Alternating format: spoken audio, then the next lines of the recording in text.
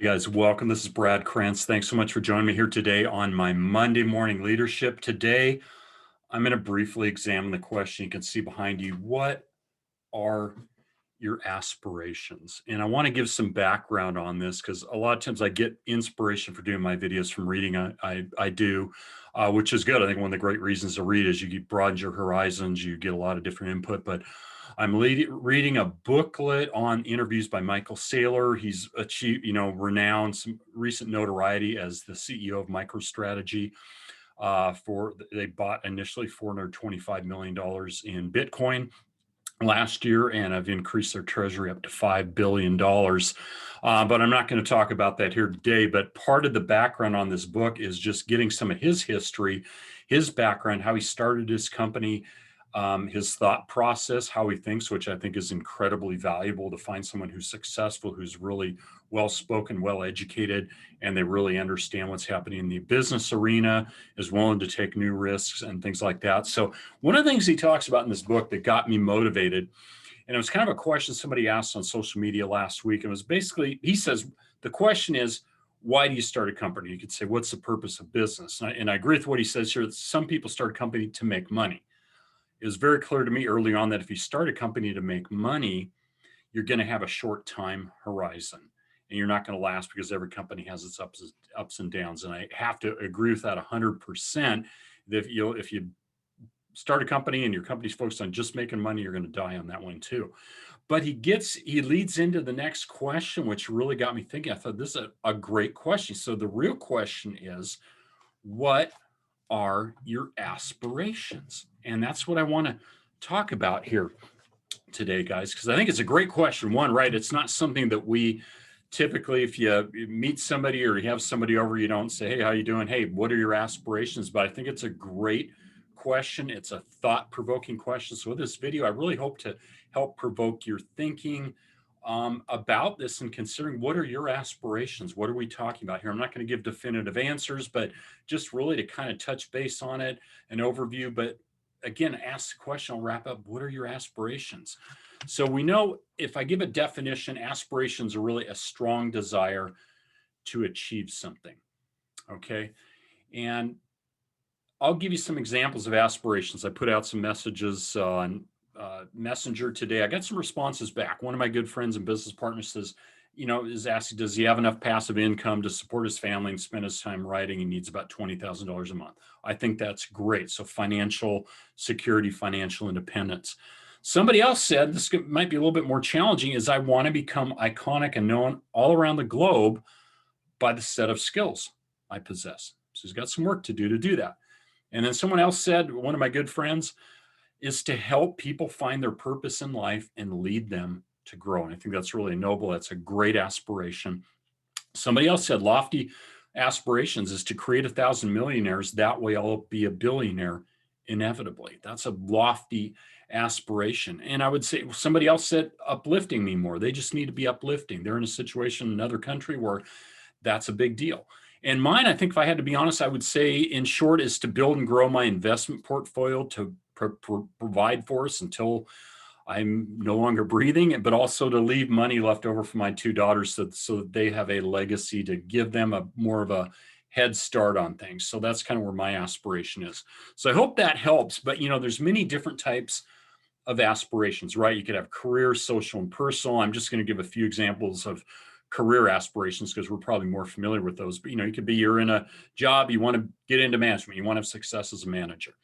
Okay, or you want to be successful as an executive. You want to have an executive position with whatever company you're with. And then what I fell into is owning a business. You want to be self-employed. You want to get maybe in the entrepreneurial realm. And then maybe also becoming a subject matter expert. Okay, and then I think this one that ties into what one of my friends said here is earn acclaim and prestige, right? That's kind of general, but okay, that's a great one. Let's talk a little bit about what are a person's aspirations, right? An aspiration is really, again, it's just a strong hope, a dream, or a goal. And the idea of aspiration has a positive, I think, upward connotation to it.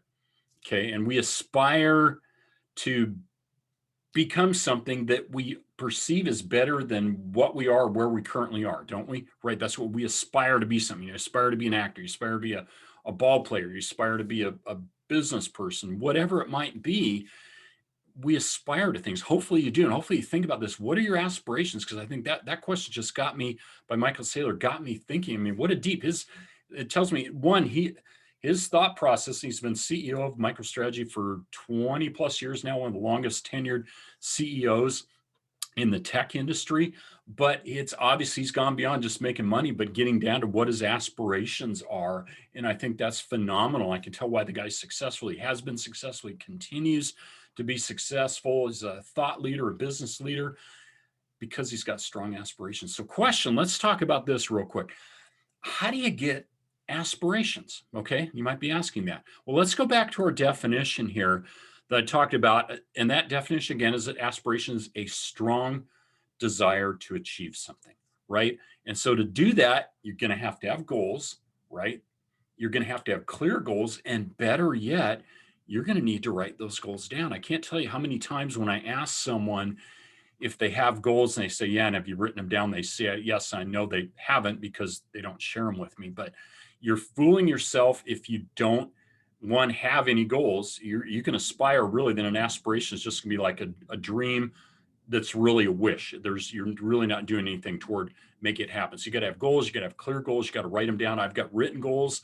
I change them as need be throughout the year. I check them off when I've hit a goal, but I have written goals and I look at them on a regular basis. So I think you really need to start there. And the reason being is that the benefits of setting goals are going to be to include greater direction, greater focus, increased productivity, and higher levels of motivation, right? And so here's some points to help you with those goals so it can help drive your aspiration is you got to choose goals that inspire you. And that's what inspired me about Michael Saylor asking this question. This guy's obviously thought very deeply about it, and he's down several levels on why he does what he does, why he stayed with this company, why he hasn't sold it, why it's grown, why they bought Bitcoin, the whole works there. But you've got to set goals that are personal to you and will inspire you to reach new heights. Your goals aren't necessarily my goals, they're probably not.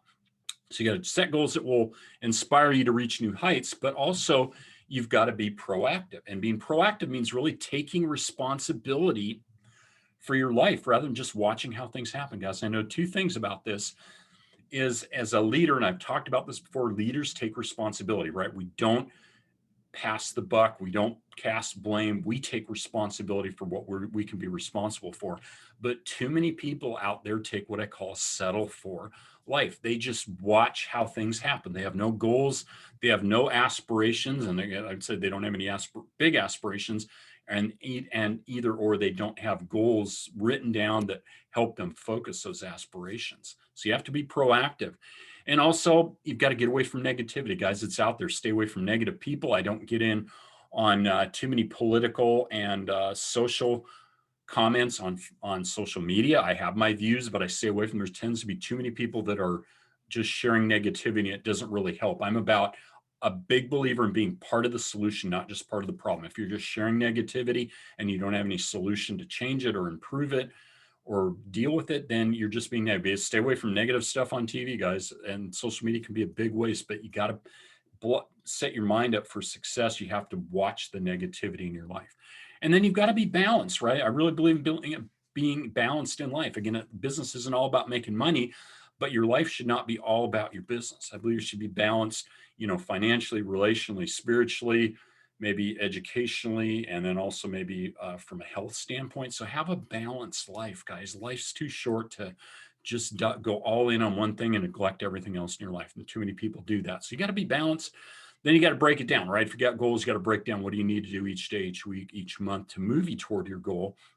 And then another big point that this keeps coming up, but it's so crucial. I've really learned this over the past couple of years is embrace failure. Guys, our society spends too much time. You got to get an A to be successful. You got to be this, or you got to do this to be successful. They don't teach you or well enough how to embrace failure. Failure is integral to success. It's part of success. It's the stepping stones to success. And a good mentor of mine, I'm going to repeat this again. He said he's learned nothing from his successes, but everything from his failures. So we need to embrace failure. Failure is not fatal, right? I think it's only fatal or final if you stop, if you give up, if you throw in the towel. But we have to embrace failure in our journey, whatever it is, toward our aspirations, as I'm talking about today, and realize it's part of the process. It goes with the journey.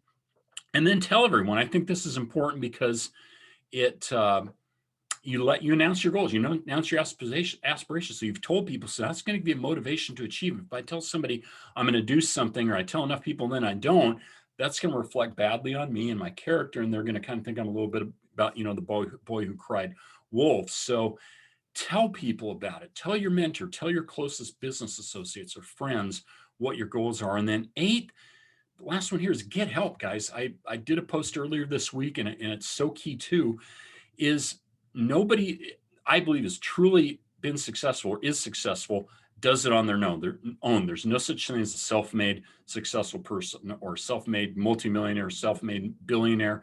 That's baloney. You had help to do it. And who do you have help? I'm going to do another post this week on it too, but you've had some resources or mentors that have helped you be successful. So reach out for help. Find somebody that can mentor you if you need mentoring. Learn new skills. Don't stay, if you stagnate and stay where you're at, again, not be proactive, you're going to stay where you're at. So learn new skills, but get help. Reach out to people. Guys, there's so much stuff.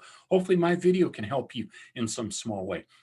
YouTube's a great resource for looking up a topic and finding the top people, the people that are solid, that have established reputations, know what they're talking about, and learn from them. Guys, it's free learning. You can go to school on YouTube for next to nothing. So reach out and get help.